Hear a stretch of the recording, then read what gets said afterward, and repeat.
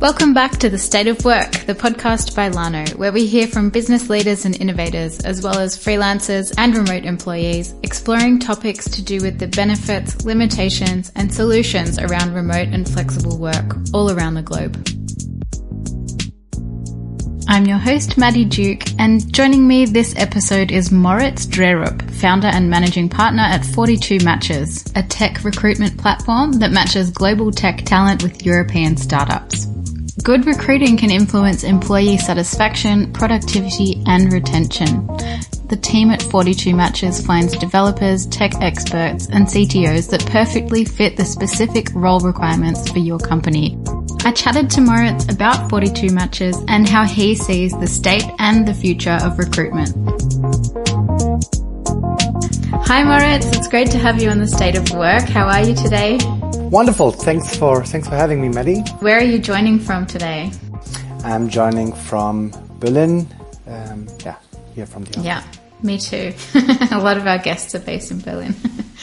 To kick things off today, I'd love to hear a little bit about you and 42 Matches. Maybe you could tell me a bit about yourself and how you came to founding 42 Matches. Certainly. 42 Matches is now a little bit more than 6 years old.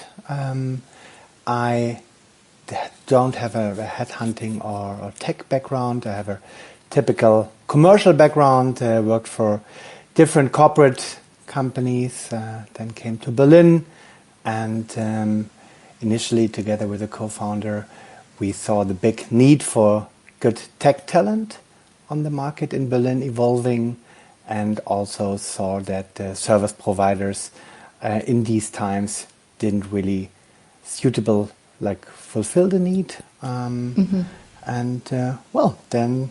there was the time when we kicked things off came up with 42 Matches, their answer to any kind of tech recruitment question, basically. So 42 Matches is a boutique recruitment agency.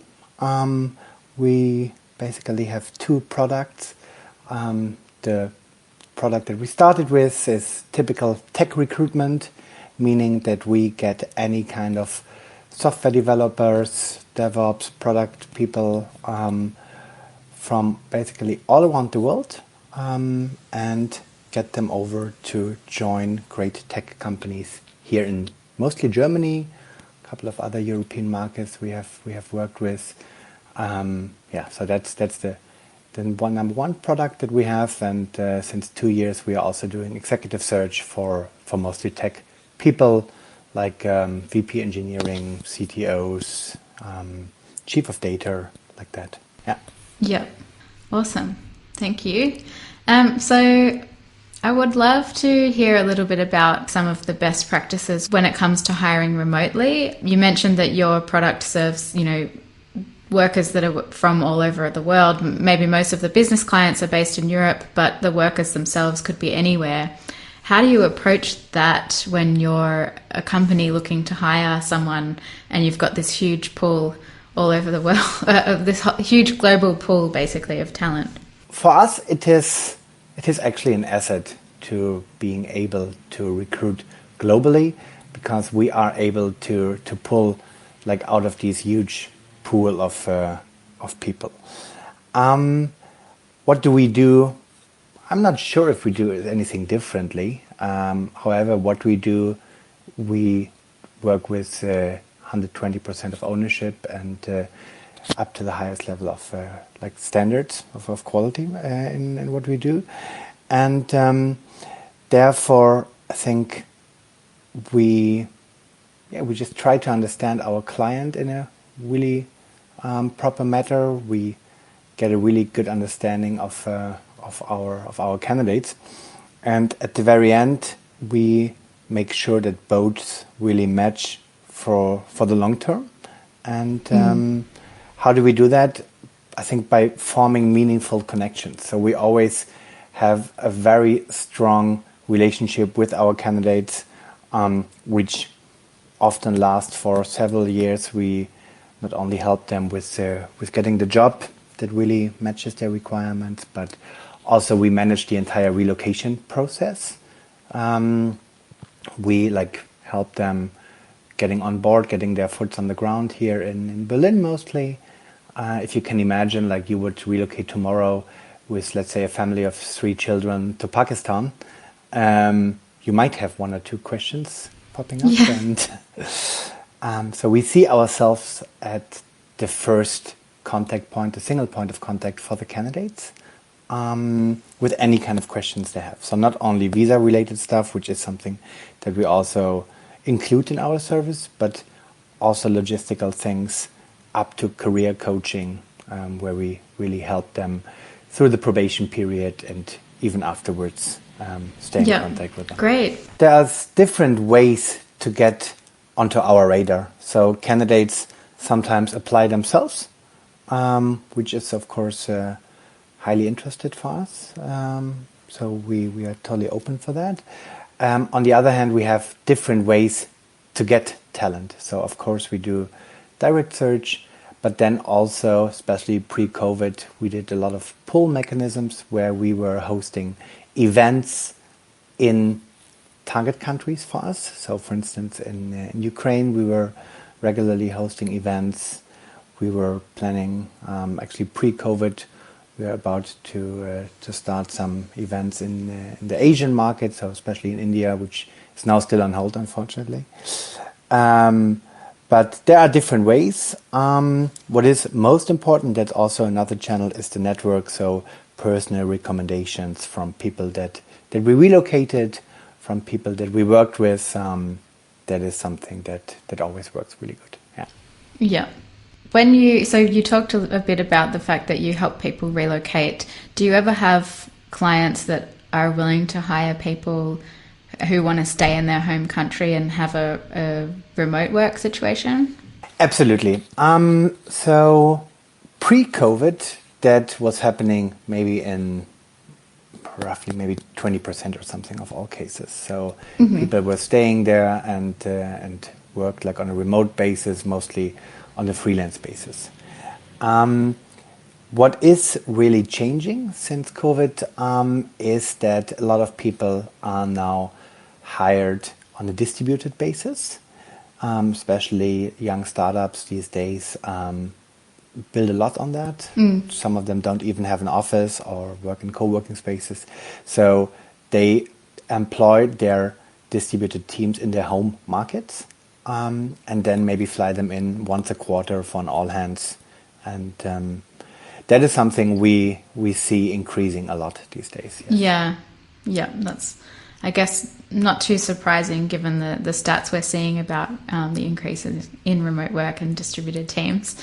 Do you see any major differences in then the hiring process when you are, like when a company is considering someone who's staying in their home country versus someone who is willing to relocate? Yes, for sure. Although before the crisis, there were a lot of clients that were not flying people in for the recruitment process and hiring remotely. I think that's also the beauty of our startup world, that there are a lot of innovative companies. However, in distributed teams, of course, you are mostly interviewed fully remotely. What are the differences? The first thing is that you cannot really build a connection as good as in a personal environment. So people are not able to, see the office, are not able to have the coffee together with the hiring manager. And so that means you have to over-invest into these connection building. Mm-hmm. Yeah. That means that you have to over-communicate with the candidates. Especially in a tech recruitment process, when you as a hiring manager demand too early too much from the candidate. Let's say you have a short intro via email and then you ask, can you please do a tech challenge which costs like net, 3 days, 4 days. I can assure you the drop-off rate will be enormous. That is because the candidate still doesn't know your company. And so not having this connection, not having this relationship is something to definitely invest in as much as possible. Over communication informing the candidate about every step, not only the first one, but also along the line. When you have a delay with a contract, when you have a delay in giving feedback, always communicate every step. Yeah. Second one, have the team involved as soon as possible. Take some time for chit-chats throughout the process. Ask the founders to come into the process rather early, and that all will help you to build rapport with the candidate. Another thing, of course, is that throughout the process you have less amount of data sitting in front of the camera. Of course, you have less there. That means that, of course, you need to use the data points that you have even more. So somebody's showing up late, somebody making stupid comments, I don't know.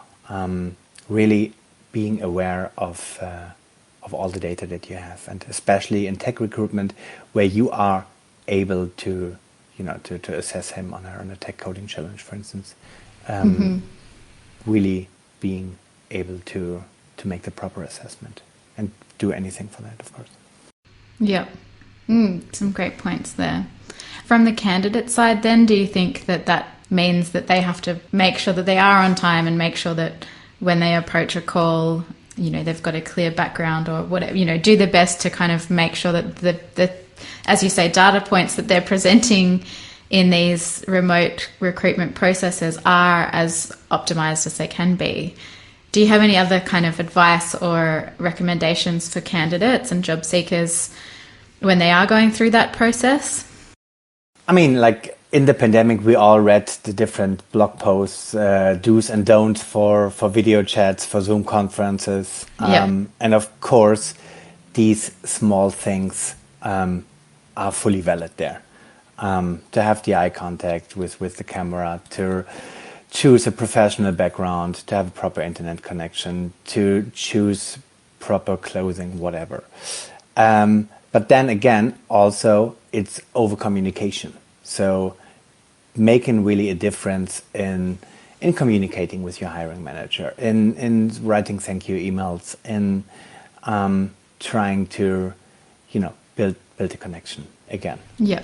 So when a client is looking at hiring someone in a different country, let's say they're going to hire remotely in a different country, what do you think the most important things are to consider, maybe in terms of, when it comes to actually onboarding someone and working with that person? Well, I think it's the big questions that we have to ask ourselves, not only in remote hiring, but in the current state of work. How do you manage your team? How do you plan to have management systems? What's your current understanding and mindset of your employees? What does that mean? Again, connections and rapport. We talked about that a lot. Next to that, I think the general mindset of your company not needing a culture of control, but a culture of trust is, I think, the most important thing. And from that, you can easily pinpoint your management system in a way like, do I really want to manage by the hour or by the result? What is the underlying purpose of my company? And how does my employee fit in there? When you manage to create such a culture, I'm sure that also the first remote hire will work. Of course, the first one is always the toughest. Let it be a relocation case, or let it be a distributed team. For the relocation case, you have to go through everything once, and then you're good to go. But the first one is tough, to get the visa, to manage the visa delays, to have any kind of escalation ways, starting from the registration in the office, in the governmental office, over the entire registration in the banks, and all these kind of things. Once you have done it for the first time, then everything becomes smoother. But you really have to be open, and the entire team has to be open for that. And of course, also be aware that it's not a walk in the park in the beginning. And the same goes also for distributed teams. I mean, there are loads of discussions. What is a good hybrid working model? What I learned is that as long as one person is not on the Zoom call, then it is going to be it's going to be hard, of course. So, meaning that you need to define the baseline. When you have like one person, or it's not one person, not in Zoom call, but not one person in the office. But then the discussion must be on the computer, because otherwise you're just missing out of all the discussions that you have like in the conference room. And that's the same with having people that are working remotely. You need to be aware of that. You need to be aware that you have to change your processes. You have to change like your way of working, and everybody has to be bought in order to not lose this person along the line. Build and grow your global team with Lano. Companies that want to hire talent in a country where they don't have a business presence or legal entity can use Lano's all-in-one platform to compliantly hire remote full-time employees or freelance talent in over 150 countries. Find out more at lano.io. When it comes to what candidates are looking for, I know earlier you mentioned, trust, operating on a basis of trust is a big thing. Just now talking a little bit about this sort of hybrid and how we adapt to when there's even just one person who's either not in the office or not on the call.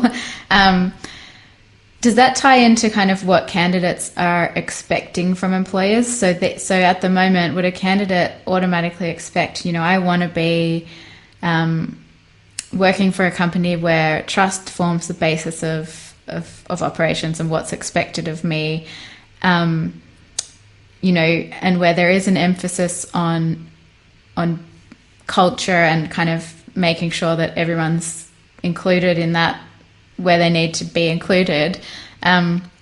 What else are candidates kind of demanding from an employer at the moment? And is that changing? And if so, how is it changing?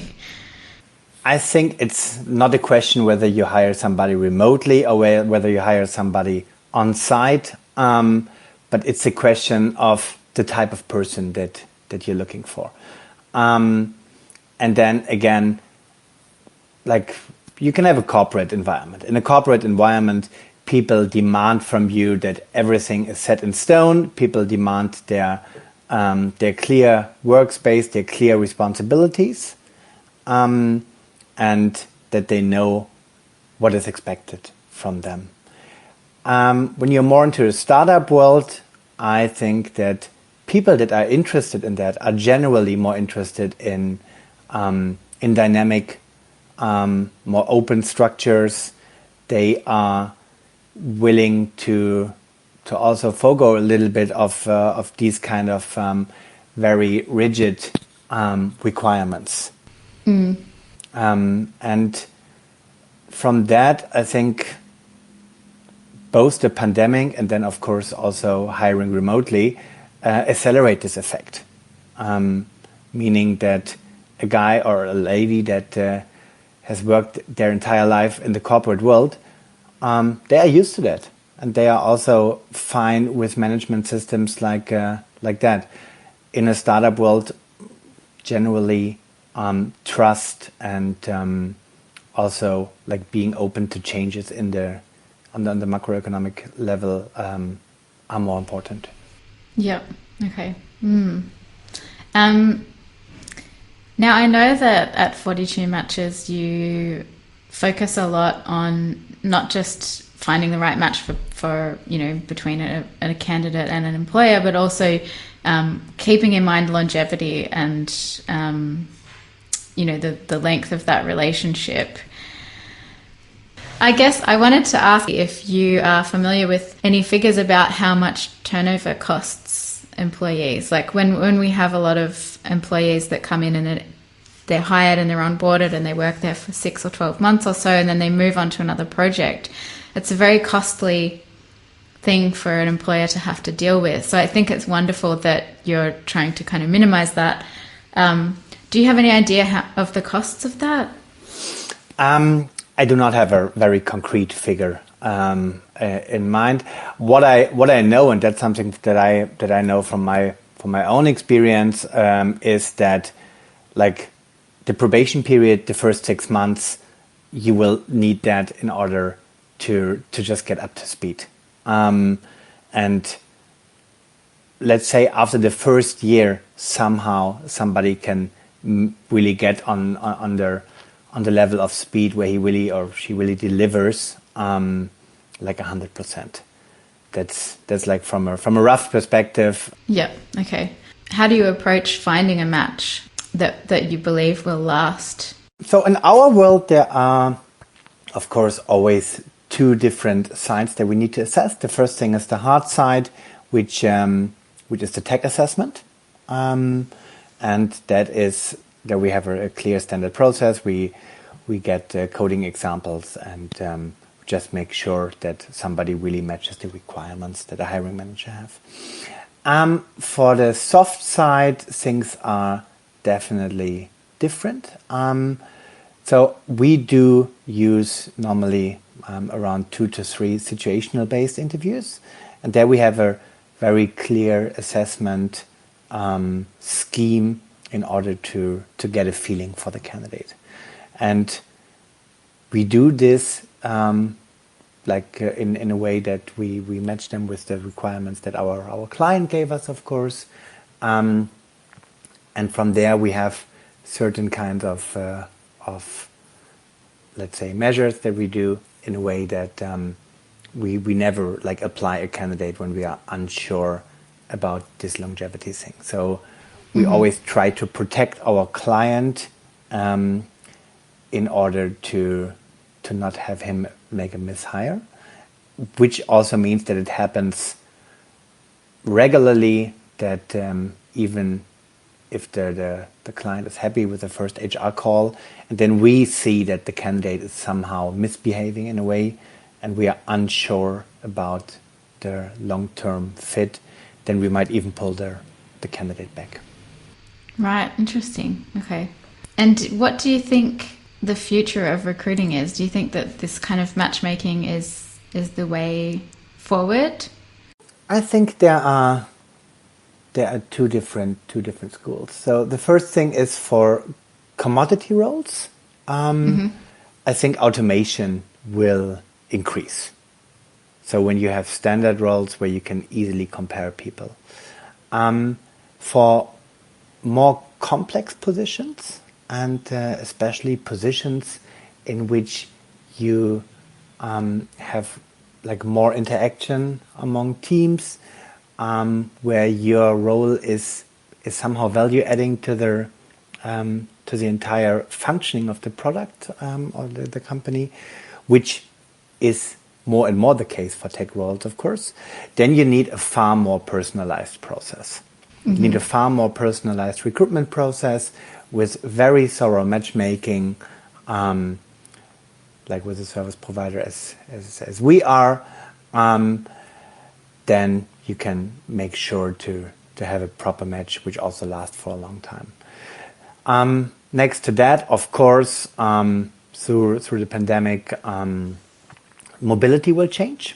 I personally think that we are becoming less mobile, but people will choose their spot to work and live, like also more thoroughly.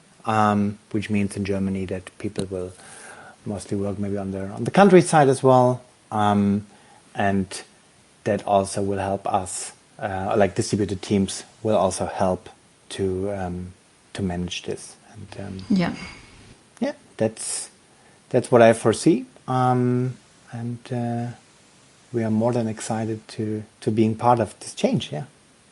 Awesome. That's fantastic. Yeah, I think that's a really great overview. And before we wrap up, what are the benefits of of working with an agency such as 42 Matches? Right. So the first thing, of course, is that we have the processes and the knowledge in place to get you the best people possible in a very short amount of time.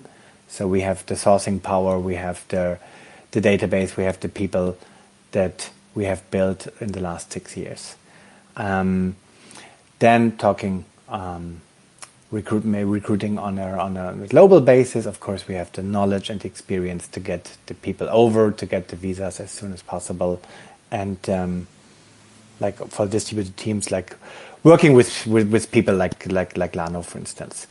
The magic, though, happens afterwards. The magic is when we are really making sure that we find the best people that really fit your team, that really can help your company to grow for the long term. And that's not only like to fill this position quickly, but to really fill it for good, to really increase their employee satisfaction with having a proper functioning team and having better retention rates for your team, and ultimately also having great fun and productivity. Yeah, I think it's great that you mentioned the employee satisfaction side as well, because of course this is also about finding the right match for the employee and making sure they're happy and wanting to stay with that company. So if it's a good match from the start, then it's a great match for everyone. Agree. Awesome. Are you aware of any major differences between hiring within the tech world versus other areas of expertise? Like, what sort of soft skills do you think are most important in the tech world, or you know, if we could leave a tip for candidates that might be listening, or job seekers that might be listening who are in that tech world, what kinds of skills do you think that they need to build on, especially when we're working in this kind of distributed world? Let me answer this question with a nice picture, maybe. So if you can imagine the Titanic, like the big ship. I come from northern Germany, and I always love these kind of examples with boating. So imagine the Titanic. Then you have the captain on the bridge, and maybe he still has his chief heater next to him.